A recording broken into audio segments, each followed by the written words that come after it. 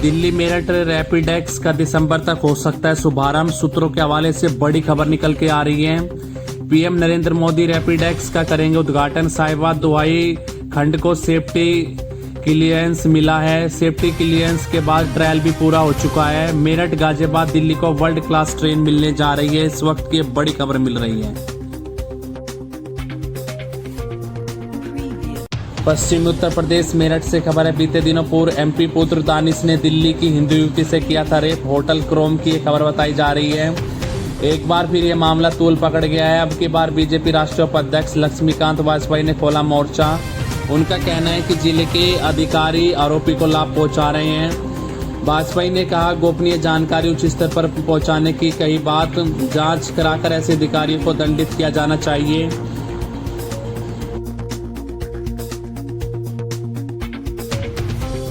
उत्तर प्रदेश रायबरेली मंत्री दिनेश प्रताप सिंह ने बाढ़ प्रभावित क्षेत्रों का किया निरीक्षण। बाढ़ का पानी गांव में पहुंचने से ग्रामीण है परेशान। अधिकारियों को दिए आवश्यक निर्देश। बाढ़ से निपटने के लिए जल्दी से जल्दी इंतजाम किए जाए। सोलर लाइट लगवाई जाने का मंत्री ने ग्रामीणों को दिया आश्वासन। तस्वीर आपके सामने।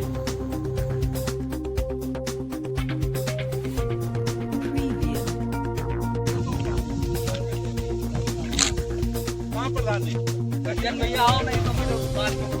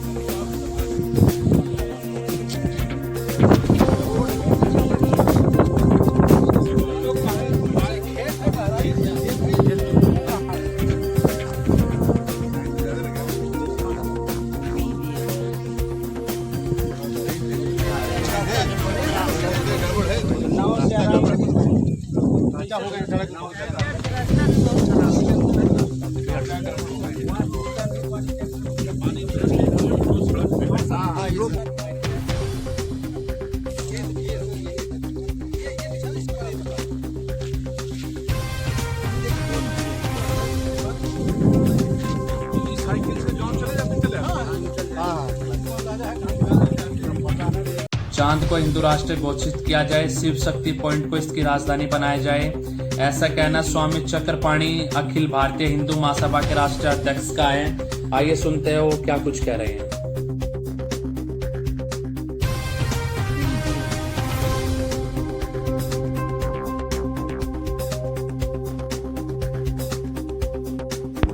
देश के प्रधानमंत्री माननीय श्री नरेंद्र मोदी जी को बहुत बहुत धन्यवाद मैं देता हूं कि उन्होंने जिस प्रकार से चंद्रयान 3 जो चांद पर उतरा है उस स्थान का नाम शिव शक्ति पॉइंट रखा है और इसकी घोषणा किया है। लेकिन इसी के साथ मैं चाहता हूं कि इसके पहले की कोई और विचारधारा के लोग, इसके और देशों के लोग वहां पे जा करके वहां का फिर गजवा हिंद ना बनाए, इसलिए चांद को हिंदू राष्ट्र के रूप में घोषित किया जाए। संसद से प्रस्ताव पास करके और वहां की राजधानी शिव शक्ति पॉइंट को बनाया। चंद्रयान 3 के लॉन्चिंग पैड समेत कई उपकरण बनाने वाले एचईसी के इंजीनियर और कर्मचारियों को पिछले 18 महीने से सैलरी न मिलने का आरोप है। वेतन न मिलने से परिवार चलाने में कठिनाई और बच्चों को पढ़ाने में हो रही है बाधा। कर्मचारियों का लगातार प्रदर्शन जारी है। तस्वीर आपके सामने। हमने 1, 2, 3 तीनों को भेजा और तीसरा दुनिया के अंदर में सक्सेस हुआ और इसी हमारे रॉकेट सेंटर से हमारा उत्तर प्रदेश के जिला फर्रुखाबाद में दरोगा को भूत बनाने की धमकी देने वाले बीजेपी नेता अमित ठाकुर व आशीष प्रताप, मनोज चतुर्वेदी, अंशुल मिश्रा पर पुलिस ने इनाम घोषित किया। इस केस के बाद अमित ठाकुर को बीजेपी ने पद से हटा दिया है।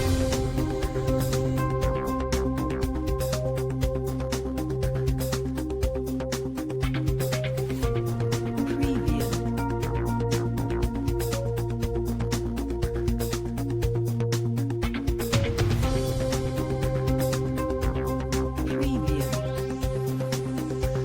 को समझ, ये मुलायम सिंह की सरकार नहीं है, समझ गए? ये मुलायम सिंह की सरकार नहीं है दरोगा जी, ठीक? ये भारतीय जनता पार्टी की सरकार है। भूत मैं तुम्हारा बता दूंगा दरोगा जी, सब भूल जाओ कलाकारी, समझ गए? अरे सीधा नहीं रखो, बोले सीधा नहीं रखो ना, तुम क्या करो, भूत बना दो उसको, भूत बना दो तुम्हारा भूत बना दोगे, भूत बनाओ, बना भूत, बना भूत, बना भूत, बनाओ भूत, बनाओ भूत, बनाओ भूत, बनाओ भूत, बनाओ मेरा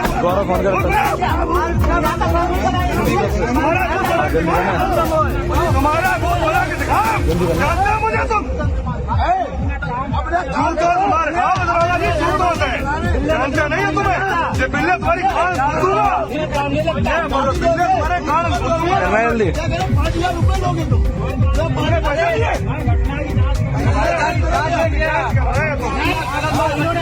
इनका तो भूत बना दोगे, भूत बना दोगे, नहीं भूत बना दोगे,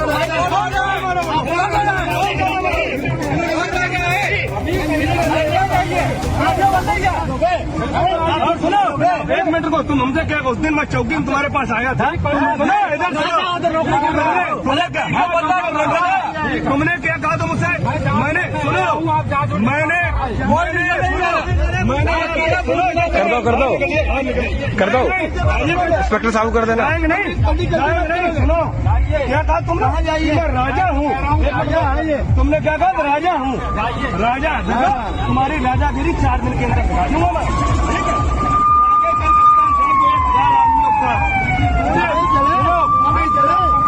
पूरी जिला कमेटी को शिकायत करूंगा तुम्हारी।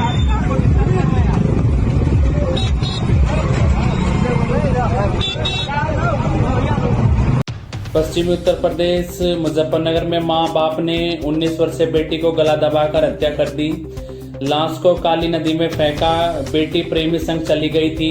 प्रेमी जेल में है। कल कोर्ट में गवाही थी। वो प्रेमी के पक्ष में गवाही देना चाहती थी, इसलिए मर्डर किया। मां बाप विजेंद्र कुसुम गिरफ्तार कर लिए गए हैं।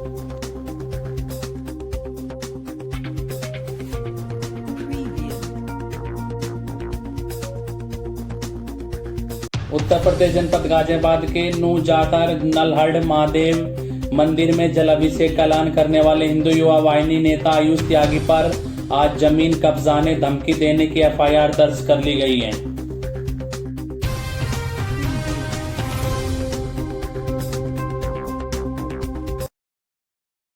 भारत के gold boy javelin thrower Neeraj Chopra ने रचा इतिहास। वर्ल्ड एथलेटिक्स चैंपियंस में देश को पहली बार गोल्ड मेडल दिलाया। देश में इस वक्त खुशी की लहर है। वहीं केंद्रीय मंत्री भी उन्हें बधाई दे रहे हैं। उनके गांव में भी खुशी का माहौल है, जश्न है। वहीं उनके माता पिता मीडिया को संबोधित कर रहे हैं। आइए सुनते हैं उनका क्या कुछ कहना है।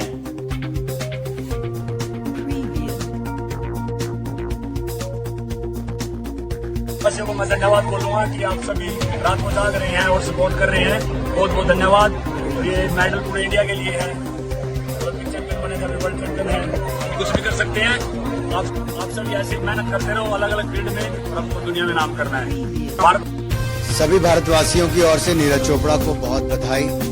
एक बार फिर करके दिखाया है। गोल्डन बॉय ऑफ एथलेटिक्स, स्वर्ण पदक भारत के लिए वर्ल्ड एथलेटिक चैंपियनशिप में जीतना। और यही नहीं, इससे पहले भी एशियन गेम्स हो, कॉमनवेल्थ गेम्स हो, टोक्यो ओलंपिक्स हो, चैंपियन लीग टाइटल हो, अंडर 20 का टाइटल हो, एशियन चैंपियनशिप हो, हर जगह नीरज चोपड़ा ने गोल्ड मेडल जीता। ये बहुत बड़ी उपलब्धि एथलेटिक्स के क्षेत्र में भारत की है। और मुझे प्रसन्नता इस बात की है कि न केवल नीरज बल्कि पहले 6 खिलाड़ियों में हमारे 3 खिलाड़ियों का नाम आया है।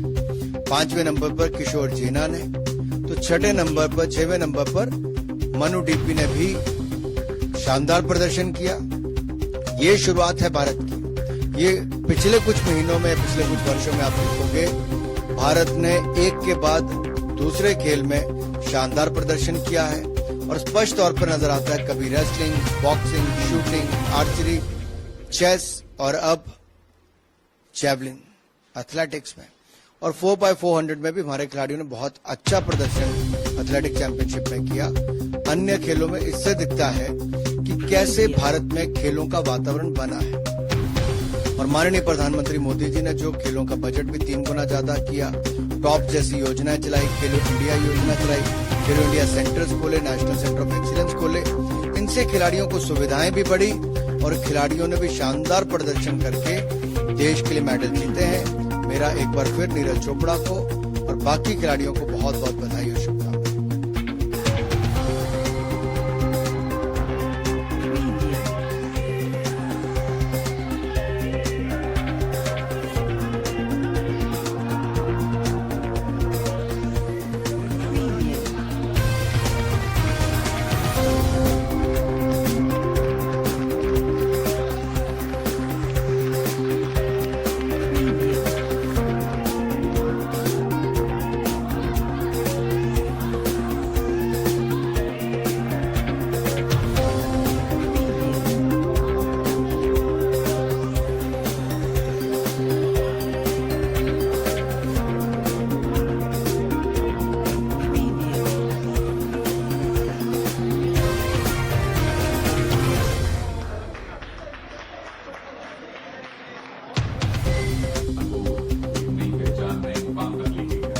या तो है पहचान करी हो और बार खेलिएगा और जीता है, सबने खुशी मनाई है।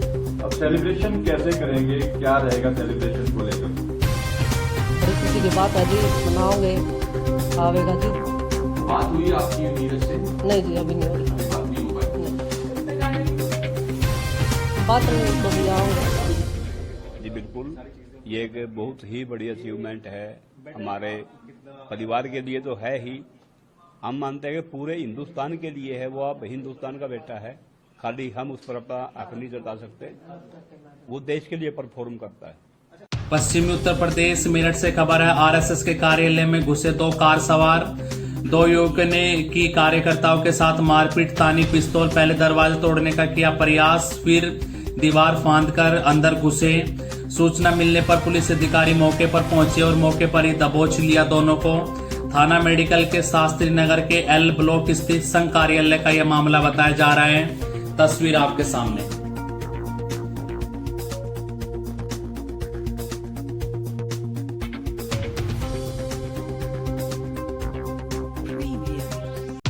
बिहार में बंदूक की नोक पर मंदिर में हुई बड़ी डकैती। बिहार के सीतामढ़ी में प्राचीन मंदिर से राधा जी की 65 किलो और भगवान कृष्ण की 70 किलो की करीब 50 लाख की कीमत वाली अष्ट धातु की मूर्तियां लूट ली गई। पूरी वारदात सीसीटीवी में कैद हो गई है, आप भी देखिए।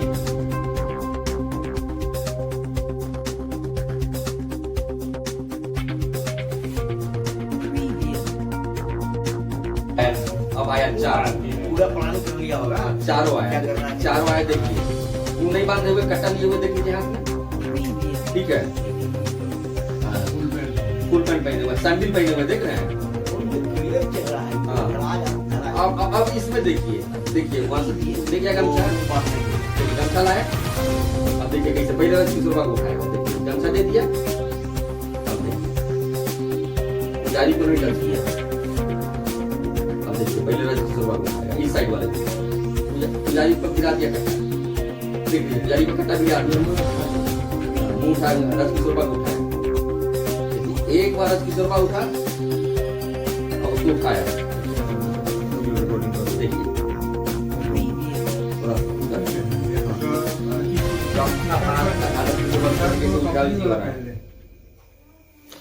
कंपनी वाला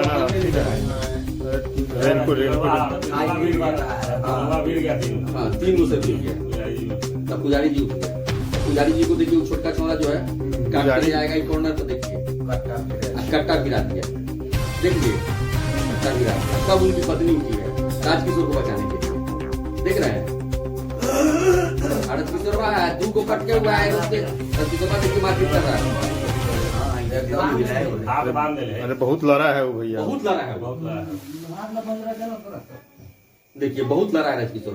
अब उसको पटका 2 गो। अब देखिए एगो लाएगा, फिर गमछा उठा के देखिए उसका पैर बांधा, पहले उसका पैर बांधा और उधर पुजारी जी को गिराए हुए, देख लीजिए कॉर्नर पे यहाँ ऊपर कुछ बोल रहा है, पुकार है, अब साउंड नहीं आ सकता। साउंड भी है, एक जगह लगा हुआ है, लेकिन रिकॉर्डिंग करने पे पुजारी जी की पत्नी देखिए फिर पुजारी जी के पास जा रही है, उतना दूर से कैप्चर न कर पाओ भैया आवाज। उसके बाद फिर राजकिशोर के पास आई। इतना तेज आवाज में नहीं बात हो रहा था हमको लगता है, क्या पुजारी मान दिया है, तेज आवाज में बात नहीं हो रहा था आप लोग बस। अब देखिए अभी भी राजकिशोर पास घुसता घुसती हुई रहा जो बन रहा है उसको मुंह बांध दिया। हाँ 3 को देखिए ना अभी आगे क्या होता है। देखते रहे। तीनों गिरा हुआ है उसी पर। हाँ एगो पुजारी जी पर कट्टा भिड़ा हुआ है कॉर्नर में, जहाँ पुजारी जी की पत्नी भी छोटका छोरा मारी हो रहा है, राजकिशोर को मारा, बरसे के बात होती हुई देखिए देख रहे हैं। गई है कहने छोड़ दीजिए पुजारी की पत्नी, तब वो बेबस हो गया, तब उसका हाथ पैर बांध दिया है। हाँ इधर पुजारी जी को छोरा है छोटका जो कट्टा भिड़ा हुआ देख रहे हैं। पुजारी जी के कर ले हिलबत तो बस वे हम और गमछा अपन मौका नहीं दे रहा है। पुजारी जी की पत्नी से हो रहा है बातचीत।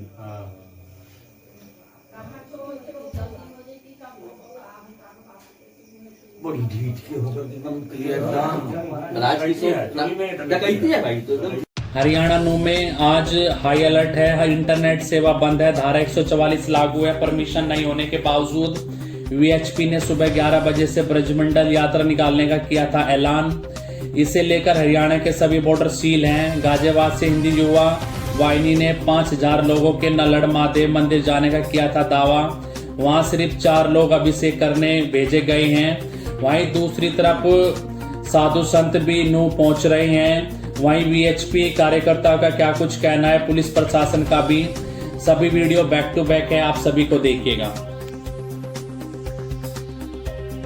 ये तीर्थ यात्रा है और तीर्थ यात्रा की इजाजत भारत में कहीं कोई नहीं लेता और भारत तीर्थों का देश है। और वहाँ पर अगर मैं कुंभ की बात करूँ, कावड़ यात्रा की बात करूँ या कहीं और यात्रा के लिए जाते हैं तो लोग बिना बताए जाते हैं। शासन प्रशासन और सरकार है उसकी सुरक्षा और लोगों की सुख सुविधा का ध्यान रखती है। और मुझे लगता है कि वो भी हमारा बेसिकली क्या है कि भगवान श्री कृष्ण की जन्मभूमि कर्मभूमि है और ऐसे स्थान पर पवित्र जो पांडवकालीन मंदिर है वहाँ पर जलाभिषेक के लिए वो भी श्रावणी मास के अंतिम सोमवार को अगर कोई जाता है तो उस पर किस तरह का प्रतिबंध और किस तरह की अनुमति की आवश्यकता है।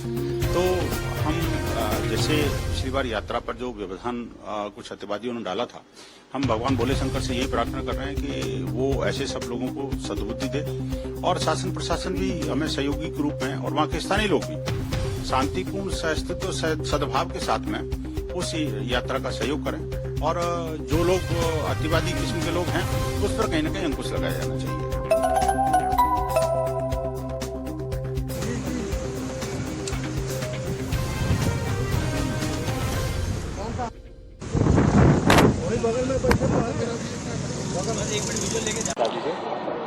मुझे लोग तपस्वी छाने पीठाधीश्वर जगत गुरु परमहंस आचार्य के नाम से जानते हैं। मैं अयोध्या से आया हूँ। श्री राम जन्मभूमि की मिट्टी और सरयू जल सभी तीर्थों का जल लेकर के जो पूर्व में संघ भी बजरंग दल के कार्यकर्ताओं को मारा गया उनकी आत्म शांति के लिए मुझे श्रद्धांजलि देना था घटनास्थल पर और वही सरयू जल से जलाभिषेक करके वापस चले जाना है। मेरे साथ में बहुत सारी गाड़ियां थी, बहुत सारे लोग थे। मुझे पता लगा कि धारा 144 लगी है, मैंने सबको लौटा दिया। 2-3 लोग हमारे साथ में हैं। प्रशासन ने हमको रोक लिया तो हमने कहा चलो यहीं हम श्रद्धांजलि देकर वापस चले जाते हैं। तो कहे वापस भी नहीं जाने देंगे, यहाँ भी पुलिस वाले रोक दिए। तो मैं आमरण अनशन पर बैठ गया हूँ। जब तक श्रद्धांजलि देने के लिए मुझे अनुमति नहीं मिलेगी जलाभिषेक के लिए, तब तक मैं यहाँ बैठा रहूंगा। अगर अपमान पूर्वक कहीं हमको उठा के फेंक देंगे तो जहाँ फेंकेंगे वहीं आमरण अनशन करेंगे। मुझे आश्चर्य है कि भाई आप आगे नहीं जाने दो, पीछे जाने दो। ये पीछे भी नहीं जाने दे रहे हैं। और अभी 2 बार पुलिस पर यहाँ अटैक हो चुका है। अपराधियों को पकड़ने गई पुलिस पर 2 बार अटैक हो चुका। 5-6 पुलिसकर्मी घायल हैं और पुलिस पर फायरिंग करके और जो है अपराधियों को लोग छुड़ा ले गए। क्या यहाँ की स्थिति आउट ऑफ कंट्रोल हो गई है? क्या लॉ एंड ऑर्डर का पालन यहाँ प्रशासन नहीं कर पा रहा है? क्या हरियाणा गवर्नमेंट फेल हो गई है? क्या सनातनियों को इस तरह और धर्म के लोगों को तो कभी नहीं रोका गया? केवल हिंदुओं को ही क्यों जलाभिषेक पर रोका जा रहा है? आज सावन का अंतिम सोमवार है। हम कह रहे हैं आप शांति से जाने दीजिए, कुछ लोगों को जाने दीजिए, जाके और तुरंत लौट आए। हमारा काम 1 मिनट का था वहाँ, लेकिन न आगे जाने दिए न पाछे जाने दिए। अब मैं यहाँ आमरण अनशन पर बैठा हूँ। हाँ भाई, जब आगे पीछे नहीं जाने देंगे तो मैं यहीं अनशन पर हूँ। देखिए, इस समय हमने किसी भी तरह की यात्रा या किसी भी तरह की जो ग्रुप मूवमेंट को हमने अलाउ नहीं किया गया है। बाकी ये तो पता ही है कि जलाभिषेक जैसे अभी आपने मंदिर में देखा होगा, मॉर्निंग में आकर के जो पिछले सोमवारों को भी आते रहे, जलाभिषेक तो कर रहे हैं लोग आके, अपनी आस्था है, आखिरी सोमवार है सावन का, तो जो उनकी धार्मिक भावना के अकॉर्डिंग लोकल व्यक्ति जो है वो पिछले सोमवार को भी आए थे, उसके पहले भी आए थे और आज भी देकर के गए।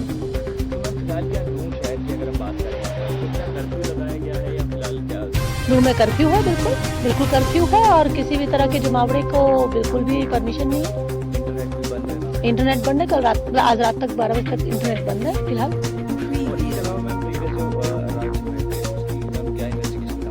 इन्वेस्टिगेशन चल रही है, लगभग 250 से ऊपर जो है एक्यूज आइडेंटिफाई करके अरेस्ट किए जा चुके हैं, और एसआईटीज हमारी लगी हुई है, 4 अलग अलग एसआईटीज हैं। तो इन्वेस्टिगेशन और टेक्निकल एविडेंसेस के आधार पर जो फुटेज वगैरह सीसीटीवी है, जो भी और टेक्निकल एविडेंसेस है, उसके आधार पर कार्रवाई की जा रही है। जो दंगाई थे उनको गिरफ्तार किया जा रहा है।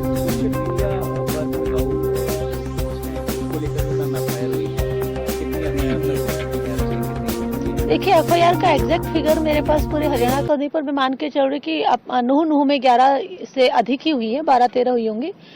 सही आंकड़ा इस वक्त मेरे पास नहीं है, और आगे भी होंगी। जो भी कोई भड़काऊ भाषण देगा, बिल्कुल उसके खिलाफ सख्त कार्रवाई की जाएगी, लीगल कार्रवाई भी होगी, पोस्ट को ब्लॉक भी किया जाएगा, हैंडल को ब्लॉक किया जाएगा। Will do all the action.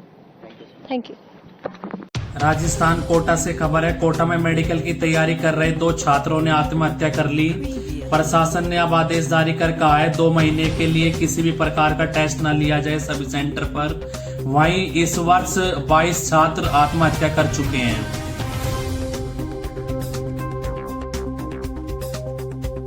Sir, क्या कुछ सूचना मिली? रोहिता बिहार का एक स्टूडेंट है, आदर्श, जो नीट की कोचिंग की तैयारी कर रहा था लैंडमार्क में रहकर। इसके साथ इसकी बहन और एक कजन इसका ये साथ में रहता था। आज इसने जो है वो फंदा लगा के पंखे से और सुसाइड कर लिया। सर, कैसे पता लगा इसका? आज इसका कोई टेस्ट था, और ऐसा बता रहे इसके जो बहन है वो कि उसके नंबर थोड़े कम आ रहे हैं, लगभग 250 नंबर ही आ रहे थे, 720 से लगा था, उससे वो सुसाइड कर लिया। तो सर, इसकी जब सिस्टर और ये कहाँ गई हुई थी? ये भी उसी मकान में थे, वो अलग फ्लैट है वो। तो जब इसको खाने के लिए उसने खोला नहीं, खाने के लिए आवाज लगाई, तो इसने दरवाजा नहीं खोला, तो फिर इन भाई बहनों ने मिलके और दरवाजा तोड़ा। सर, इससे पहले भी एक सुसाइड विजयनगर में, आज के दिन में 2। हाँ, एक सुसाइड वहाँ भी हुआ था। आज रिलायबल कोचिंग के अंदर कोई बच्चा था जो आविष्कार नाम था उसका, और उसके भी आज टेस्ट था। टेस्ट के बाद उसने जैसे ही टेस्ट देने के बाद वो 6th फ्लोर पे गया और वो रेलिंग से नीचे कूद गया। सर, कुछ सुसाइड नोट मिला? नहीं, सुसाइड नोट अभी तक तो नहीं मिले, पर जांच कर रहे हैं, कमरे की तलाशी ले रहे हैं, और कोई कारण क्या रहा इसमें वो सारी जांच दोनों ही सुसाइड वाले मामलों की कर रहे हैं। परिजनों को सूचना दे दी? परिजनों को दोनों ही मामलों में सूचना दे दी। उत्तर प्रदेश गाजियाबाद के क्राइम मामलों में फरार चल रहे 7 इनामी बदमाशों पर पुलिस ने इनाम बढ़ाकर 50,000 रुपए कर दिया है। इनमें 4 कविनगर और 3 घंटा घर के कोतवाली के हैं। सूची आपके सामने।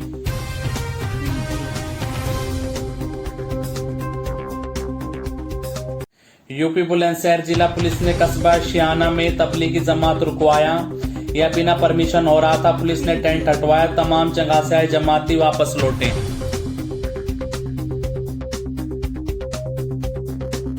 उत्तर प्रदेश नोएडा से खबर है, परीक्षा में नकल रोकने वाले जैमर चोरी हो गए। गोदाम का ताला तोड़कर बाण में जैमर चोरी किए गए।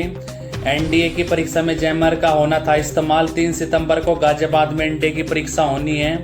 परीक्षा से पहले जैमर चोरी नकल माफिया पर शक है। रक्षा मंत्रालय के अंतर्गत आने वाले कंपनी के थे जैमर। बिसरक थाना क्षेत्र के साई गार्डन गोदाम का यह मामला बताया जा रहा है।